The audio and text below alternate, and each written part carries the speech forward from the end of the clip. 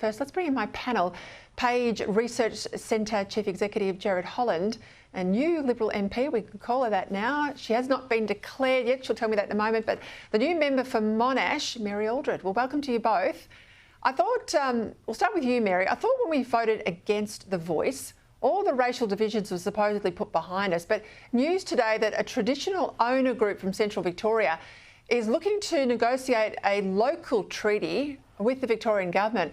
This is the Dja Dja Wurrung people who have formally notified the state's treaty authority that they intend to negotiate an Australian first local treaty. Now, I assume this is different than something being negotiated at a state level. We know that's underway. We know there's speculation about federal treaties. This is at a local level.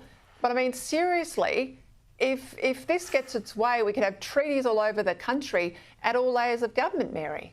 Well, it is messy and it does take the process back quite a bit, which has been painstakingly worked through. And I guess I'd relate my thoughts to Auntie Cheryl Drayton, who's a Kurnai elder in West Gippsland, who I speak with regularly. And one of her chief complaints is that this government particularly, and she said this publicly, don't listen to a number of regional communities.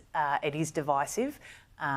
The way that this process has been done, and it doesn't bring us any closer to priorities like closing the gap and addressing employment and economic priorities in regional areas.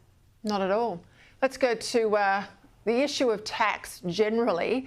The new Victorian Treasurer, Jacqueline Symes, she shocked a lot of people this week. She was at a Property Council breakfast on Tuesday. This is their budget in reply for the opposition day. And she asked them all, nominate your favourite tax. I don't think anyone's got a favourite tax. It went down like a lead balloon.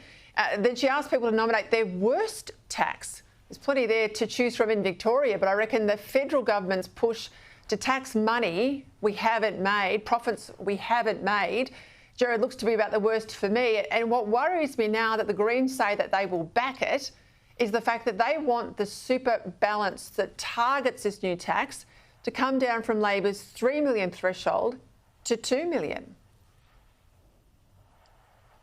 Well, the thing, this is such a poorly targeted policy, Peter, and the thing even with the 3 million threshold is it's not indexed to inflation. And I've seen a lot of commentary about, well, the top end of town, they can afford it. But if you're an average wage earner in your early 20s now, because of inflation, you will likely end up in that 3 million by the time you retire anyway. And the thing with these kind of taxes is if you're trying to tax the wealthiest people in your country, they're often the ones who have the greatest capability to get up and leave and go somewhere else. The UK has just found this. They've increased their capital gains tax and over 11,000 millionaires have left the country. So these short sugar rush tax hits, they actually end up hurting the middle classes and those down the track far more than those who they're allegedly trying to target right now. And the medium-term result of this is going to be all that money that would have gone into people's super funds is going to get pulled out, it's going to go into the property market, we're going to see an even deepening housing crisis. It's a terrible policy, and the idea that the Greens could get at the reins and lower it to 2 million just makes it worse and worse.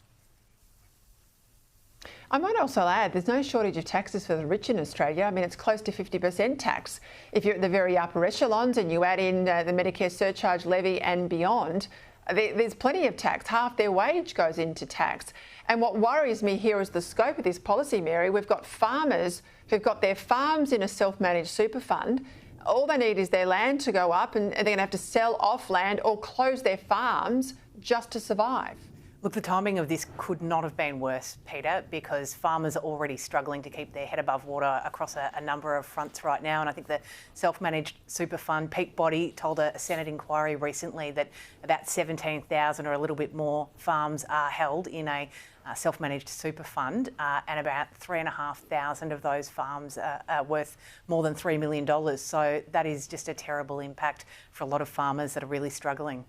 Big decision today. Northwest Shelf has been approved, but I do have a bit of a wry smile on this one, Gerard. You know, for 6 years, no decision's been made. The government said they could not make a decision prior to the election, and suddenly they've got a new minister and he's been able to wrap his head around the paperwork in 2 weeks flat. Now, this says to me they knew what they wanted to do. Tanya Plibersek wouldn't play ball. They didn't want to upset the left and the Greens, so they held this over until after the election. Look, that would be my suspicions as well. And of course, you know, the project has been subject to a lot of Green and activist lawfare over the last couple of years, and as well.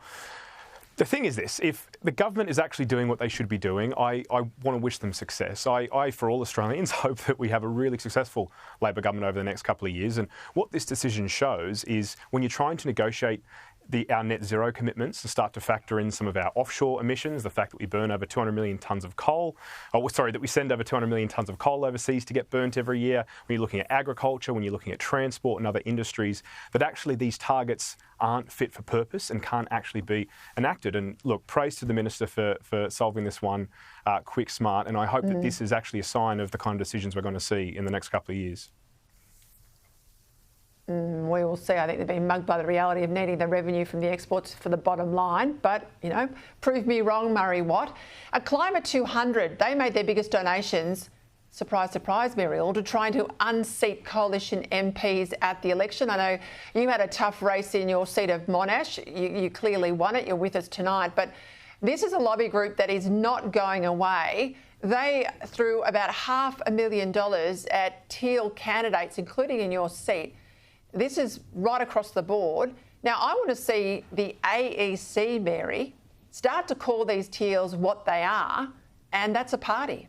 Well, if it walks like a duck and it quacks like a duck, Peter, they do operate like a party. And in fact, my Climate 200 funded Teal candidate in Monash had, I counted at least 3 Monique Ryan volunteers and office bearers come down and train her volunteers in our seat of Gippsland. They spent about $1.5 million all up. I think Climate 200 spent $29 per voter in Monash, and so that topped the list Australia-wide, which I've got to say is a terrible return on investment for the eventual outcome. But our community locally said, no, we're not for sale. You cannot just walk in and buy this electorate, and it was really good to see a repudiation of their tactics locally, but I think it's time that they were held to a much higher account than they have been historically.